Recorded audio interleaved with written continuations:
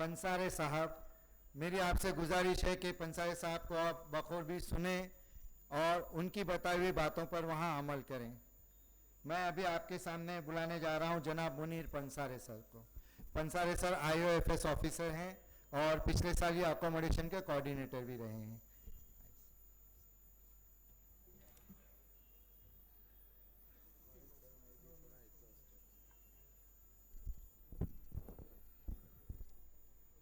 अस्सलाम वालेकुम वरहमतुल्लाहि वबरकातुहू।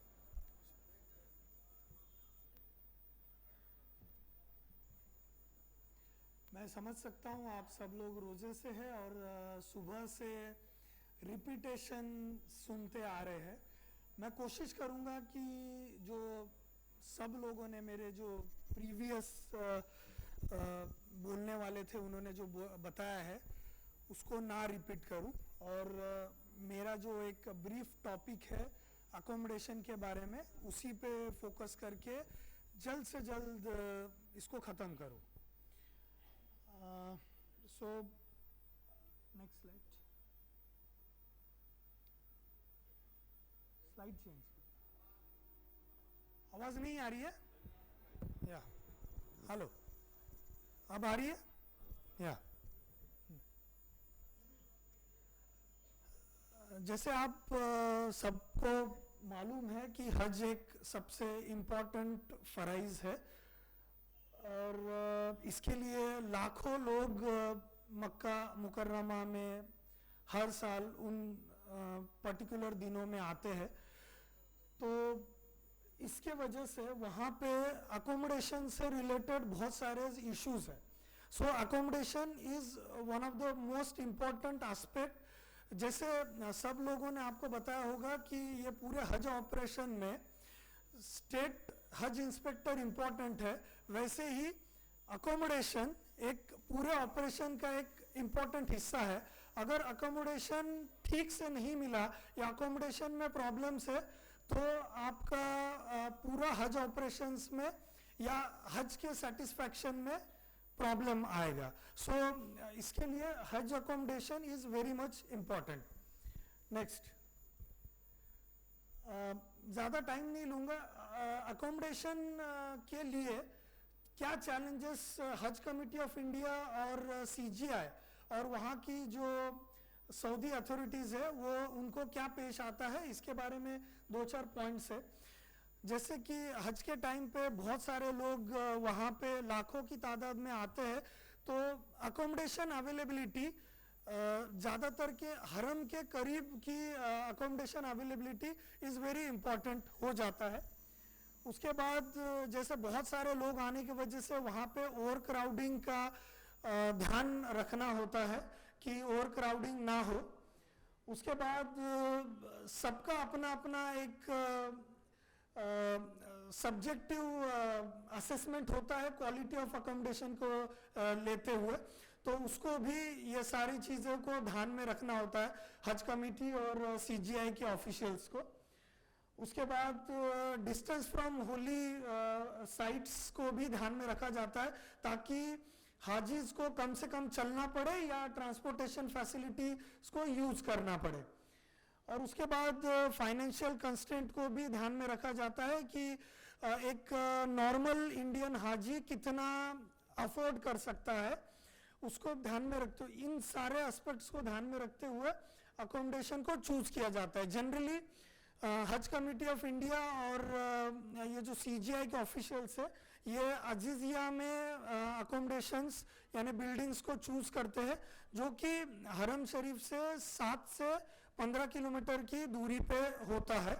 और जैसे कि सब लोगों ने बताया ट्रांसपोर्टेशन की अच्छी खासी सुविधाएं होती है, तो हाजियों को ज़्यादा दिक्कत नहीं आती है। नेक्स्ट, उसके कुछ अकोमोडेशंस के कुछ पर्टिकुलर रूल्स है या कुछ दायरे जिनके बाहर नहीं जा सकते, उसके वजह से अकोमोडेशन एक फिक्स तरीके से ही लिया जाता है। जैसे प्री अरेंज अकोमोडेशन, हज अथॉरिटीज़ का एक रेगुलेशन है कि हाजीज आने के पहले से ही आपके अकोमोडेशन को बुक किया जाए। जिसको प्री अरेंज अकोमोडेशन बोला जाता है। नेक्स्ट, उसके बाद सऊदी के कुछ स्पेस के रेगुलेशन है, जैसे कि मक्का में 4 मीटर स्क्वायर से ज़्यादा आपको पर हाजी जगह नहीं मिलेगी, और मदीना में भी तशरी के हिसाब से ही अकोमोडेशन फाइनलाइज होता है।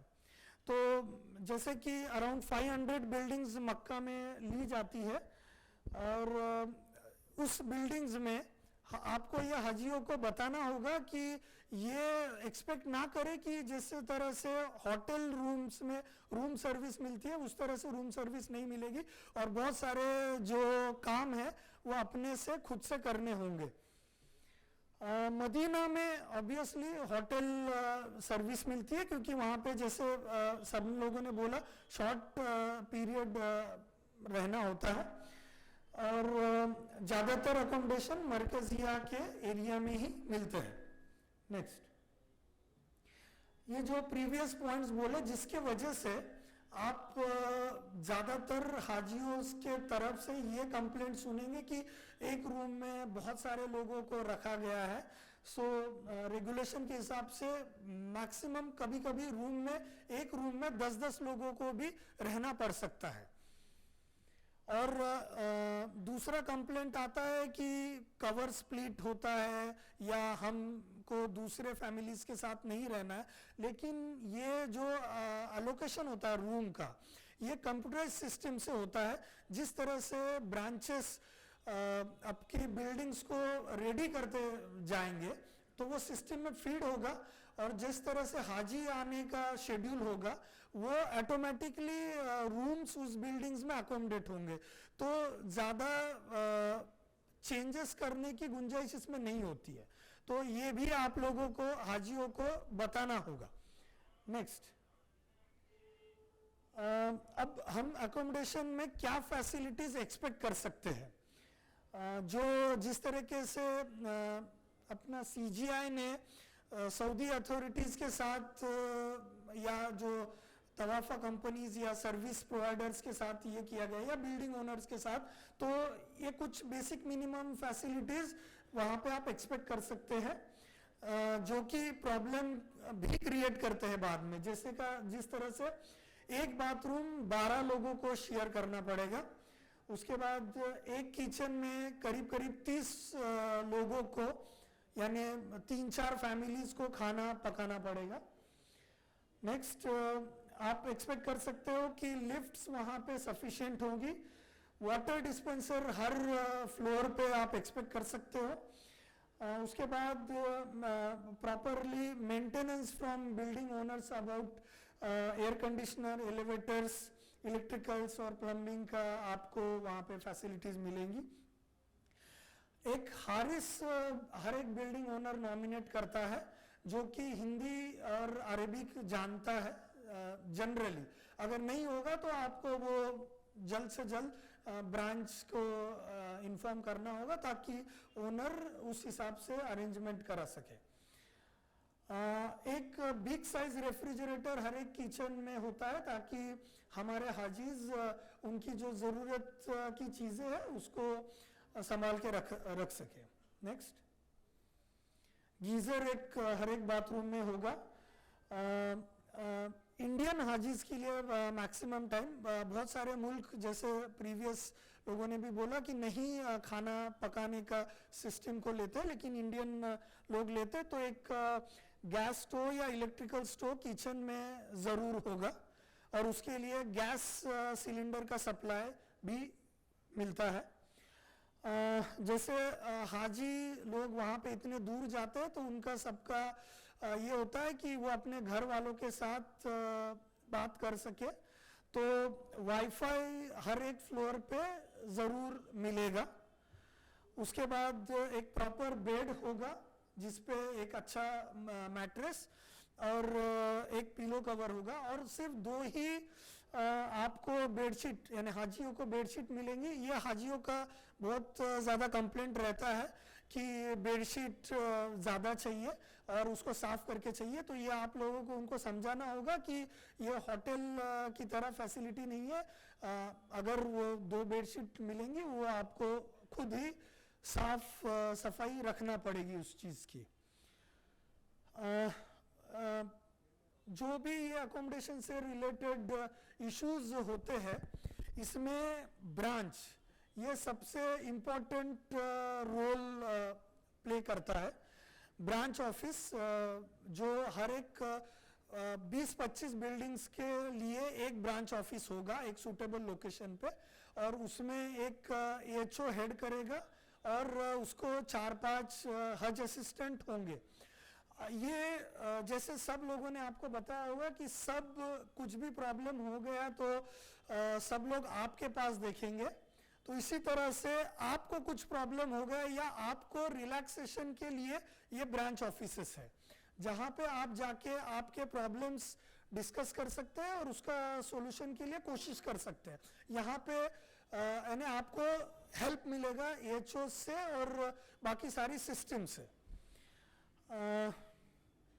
जैसे ये ब्रांचेस बहुत सारे ब्रांचेस है, इनका जो भी डेटा है या इनसे निकलने वाला जो इंफॉर्मेशन है उसको प्रोसेस करने के लिए एक बिल्डिंग वेलफेयर डेस्क होता है जो कि ये प्रोसेस को जो भी इंफॉर्मेशन है उसको प्रोसेस करता है। नेक्स्ट, अब ब्रांचेस जो एक्टिविटीज परफॉर्म करती है उसको मैं शॉर्ट में समझाता हूँ। प्री अराइवल प्रिपरेशन, सबसे पहले तो ये जो एएचओज और एचएज होते हैं, आप लोग जाने के पहले ये लोग वहाँ पे इंडियन हज जो मिशन है उनका हेल्प लेते हुए आपका पूरा ब्रांच ऑफिस सेट करते हैं, डिस्पेंसरीज वगैरह सेट करते हैं। उसके बाद इन ब्रांच ऑफिसेस का पूरा फोकस रहता है कि जल्द से जल्द बिल्डिंग्स को रेडी किया जाए। बिल्डिंग रेडीनेस में जैसे मैंने फैसिलिटीज बोला था वो बेसिक मिनिमम फैसिलिटीज को बिल्डिंग ओनर ने प्रॉपरली प्रोवाइड किया कि नहीं, इसका ये पूरा ब्रांच के लोग ध्यान रखते हैं और उसके बेस पे ही बिल्डिंग रेडीनेस रिपोर्ट देते हैं। और जैसे मैंने बोला एक बार बिल्डिंग रेडीनेस रिपोर्ट दिया तो उन्हीं बिल्डिंग्स जो रेडी है उसमें हाजियों का जिस तरह से आएंगे उसका अलोकेशन होगा और उनको वहाँ पे रूम्स मिलेंगी। नेक्स्ट ड्यूरिंग स्टे सबसे इम्पोर्टेंट ब्रांच का जो रिस्पॉन्सिबिलिटी रहता है वो कंप्लेंट का जो हाजियों की कंप्लेंट्स है उसका मैनेजमेंट करना। जो बहुत सारी कंप्लेंट्स होती है जो कि अकोमोडेशन से रिलेटेड ही कंप्लेंट नहीं है। एक ब्रांच एक ऐसा नर्व सेंटर है जहाँ पे हाजी अपनी सारी मुश्किलात के लिए पहले वहाँ पे आ जाता है। गैस सिलेंडर खत्म हो गया, फोन का रिचार्ज खत्म हो गया, मेरे पैसे गुम गए, मेरा बैग नहीं मिल रहा है। ये अकोमोडेशंस के अलावा जैसे कि फ्रिज काम नहीं कर रहा है, एसी काम नहीं कर रहा है, इसके अलावा भी बहुत सारे हर एक छोटी छोटी जरूरत के लिए हाजी आपके ब्रांच में आके कंप्लेंट करेगा और ये एचओज और आप लोगों का वहाँ पे मेन रोल आता है जो कि सब लोगों ने बताया, उसको रिजॉल्व करने की आपको पूरी कोशिश करनी है। नेक्स्ट, गैस सिलेंडर रिफिलिंग, सब लोगों ने बोला होगा गैस सिलेंडर का बहुत ज़्यादा वहाँ पे दिक्कत आती है। ये भी एक पॉइंट है आपको जो कि हाजियों को बताना होगा कि आप वहाँ पे 30-40 दिन के लिए जा रहे हो और मेनली आपके अरकान पूरे करने के लिए जा रहे हो। लाइफ में एक बार ज़्यादातर लोगों को यह मौका मिलता है तो खाना पीना और इस पे ज़्यादा टाइम ना वेस्ट करते हुए इबादत पे ज़्यादा जोर दे ताकि ये प्रॉब्लम ज़्यादा आपको फेस ना करना पड़े। उसके बाद ब्रांचेस को जमजम वाटर डिस्ट्रीब्यूशन करना होता है। उसके बाद कोर हज पीरियड में आपके नुसुक कार्ड डिस्ट्रीब्यूशन, आपका अदाई कूपन का डिस्ट्रीब्यूशन, मेट्रो के टिकट्स का डिस्ट्रीब्यूशन, ये सारा ब्रांच के थ्रू ही होगा। उसके बाद ये सारे ब्रांचेस जब आपका जो कोर हज पीरियड है उस वक्त पे जो मूवमेंट होती है उसमें भी ये ब्रांचेस आपको हेल्प करेंगी। नेक्स्ट, रिटर्न जर्नी कोऑर्डिनेशन भी ब्रांच का एक इम्पॉर्टेंट काम है जिसमें कितने हाजी आए थे, कितने हाजी बीमार पड़ गए, कितने हाजियों का इंतकाल हो गया, कितने हाजियों की फ्लाइट कब है, इसका पूरा रिकॉर्ड रखना इन ब्रांचेस का काम है। और मुअल्लिम के साथ कोऑपरेट करके बसेस अरेंजमेंट करना, वक्त पे हाजियों को रेडी करना, हाजियों को इंफॉर्मेशन पास ऑन करना, ये ब्रांचेस का काम होता है। जनरल टास्क में ये लोग डेली अराइवल डिपार्चर रिपोर्ट्स बनाते हैं कि आज कितने हाजी आए, मेरा कौन सा बिल्डिंग फुल हो गया, कौन से बिल्डिंग में क्या प्रॉब्लम है, इस तरह के ये रिपोर्ट्स ये ब्रांचेस बनाते हैं। नेक्स्ट, फ्राइडे प्रेयर्स के सर्कुलर्स वगैरह होते हैं कि भीड़ नहीं करना है, कितने बजे आपको आना है, ये इस टाइप के जो सर्कुलर्स है ये सारे आपको ब्रांचेस में मिलेंगे। वो ब्रांचेस के लोग आपके साथ शेयर करेंगे, जो आप फिर हाजियों के साथ आगे शेयर करेंगे। व्हील चेयर अरेंजमेंट, ये ब्रांचेस के पास यहाँ पे जो सेल्फ हेल्प ग्रुप्स होते हैं, वहाँ पे अलग अलग स्टेट के ग्रुप्स होते हैं जो हाजियों को हेल्प करने के लिए, आपके अलावा जो वॉलंटियरिंग करते हैं वो लोग कुछ वहाँ पे व्हील चेयर्स वगैरह रखते हैं जो डिस्ट्रीब्यूट करना, एक नॉमिनल रिफंडेबल डिपॉजिट लेके, ये भी ब्रांचेस का काम होता है। उसके बाद जैसे बोला सारे जो बीमार हाजी है उनका रिकॉर्ड रखना, जो डेथ केसेस है उसमें आपके मदद के साथ साथ ये लोग उसका रिकॉर्ड रखते हैं, उसका डॉक्यूमेंटेशन जल्दी से जल्दी पूरा करने की ये पूरी कोशिश करते हैं। नेक्स्ट, जो कुछ जैसे ही हज पीरियड खत्म हो जाता है, बहुत सारे हाजी अपने कुछ रीजंस बताते हुए जल्दी डिपार्चर के लिए कोशिश यानी रिक्वेस्ट करते हैं, तो उन रिक्वेस्ट को भी एंटरटेन करने का काम ये ब्रांचेस करते हैं। ये ग्रीवांसेस, जनरल अकोमोडेशन ग्रीवांसेस है, जैसे कि कवर स्प्लिट होता है, जैसे मैंने बताया ये कंप्यूटराइज सिस्टम का से एलोकेशन होता है, तो ये प्रॉब्लम बहुत जगह पे आता है कि एक कवर में बहुत सारे लोग थे और वो स्प्लिट हो गए, अलग अलग रूम्स में चले गए। ये कंप्लेंट लेके हाजी आपके पास आएंगे। उसके बाद दूसरी कंप्लेंट, जैसे कि बोला कि 12-12 लोगों में एक वॉशरूम शेयर करना है या 30 लोगों में किचन शेयर करना है, वो राजी नहीं होते इस चीज़ के लिए, तो आपको उनको पहले से ही समझाना है कि ये करना ही होगा। और आप 30-40 दिनों के लिए ही वहाँ पे आए हैं, तो इसी तरह से वहाँ का सऊदी अथॉरिटीज़ का रेगुलेशंस है कि इतने लोगों में इतना एक किचन देंगे, तो उस तरह से ही ये सिस्टम है। लेकिन ये आप जानकारी देने के बाद भी हाजी आपको इन पॉइंट्स को लेके बहुत ज़्यादा परेशान करते रहेंगे, तो ये आपका स्किल होगा कि आपको उनको ज़्यादा से ज़्यादा इस बात की समझ देनी है कि ये आपको एक्सेप्ट करना ही होगा। नेक्स्ट, बहुत बार होता है कि हारिस या केयर टेकर है जो मिसबिहेवियर करता है या नॉन कोऑपरेशन करता है, तो जैसे ही आपको ये हाजियों के से पता चले या आपको सुओ मोटो पता चले, आपको ये ब्रांच या आगे ऑफिशियल्स को नॉलेज में लाना है ताकि सूटेबल एक्शन ले सके। ये एक चीज़ का ध्यान देना है कि बहुत बार बहुत सारे बिल्डिंग ओनर्स जो है वो सील्ड वाटर नहीं देते हुए टैप वाटर फील करते हैं, तो आपको ये भी तुरंत ब्रांचेस के ध्यान में लाके देना है ताकि वो उस पर सूटेबल एक्शन ले पाए। एक्स्ट्रा बेडशीट पिलो के बारे में मैंने बोल दिया। वीक वाईफाई सिग्नल्स, जैसे कि इन लोगों को घर से और अपने रिश्तेदारों से, अजीज़ों से बात करनी होती है, तो ये बहुत इम्पोर्टेंट है, तो इसका ध्यान रखना भी आपको ज़रूरी है। इनइफेक्टिव एसीज, ये एक प्रॉब्लम है। टेम्परेचर जैसे लास्ट ईयर बहुत ज़्यादा बढ़ गया था, तो बहुत सारे बिल्डिंग्स जो पुराने बिल्डिंग्स है उसमें इनइफेक्टिवनेस का इशू होता है। उसके बाद डीले इन गैस सप्लाई का कंटिन्यूसली इश्यूज रेज करेंगे ये लोग। लिफ्ट मेंटेनेंस का इशू है। इनसफिशिएंट जमजम वाटर, वैसे तो सबको इक्वली पानी मिलता है, लेकिन कुछ लोग उसका उपयोग खाना पीना बनाने के लिए भी यूज करते हैं। तो आप लोगों को उनको ये बताना है कि ये पानी पीने के लिए दिया गया, खाना पीना ये सब बनाने के लिए इसको यूटिलाइज ना करें। और सबसे ज्यादा जो यानी इन सारी चीजों का जो जड़ है मेन, जो है कि कंपैरिजन। वहां पे कुछ अजीजिया में कुछ ओल्ड बिल्डिंग्स है, कुछ नई बिल्डिंग्स है, और मजबूरी के वजह से हज कमेटी और सीजीआई को सारी टाइप की बिल्डिंग्स को रेंट पे लेना होता है। सो उसमें हाजी कंपेयर करने लग जाते हैं कि यार मेरे रिलेटिव्स को या मेरे दूसरे स्टेट वालों को एक अच्छी बिल्डिंग मिली, वो आप लोगों को परेशान करना चालू कर देते कि मेरी बिल्डिंग बराबर नहीं है, मुझे बिल्डिंग चेंज करके चाहिए। सो वो बिल्डिंग चेंज तो पॉसिबल ही नहीं है, क्योंकि उतना अकोमोडेशन वहाँ पे होता ही नहीं है।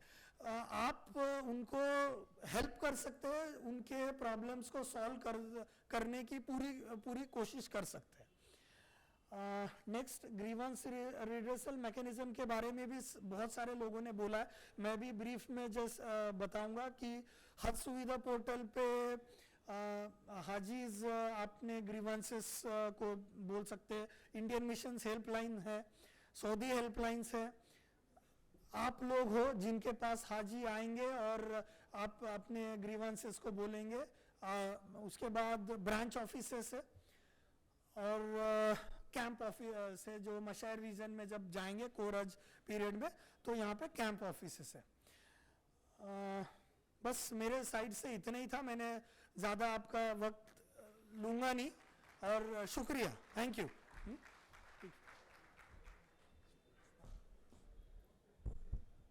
अस्सलाम वालेकुम।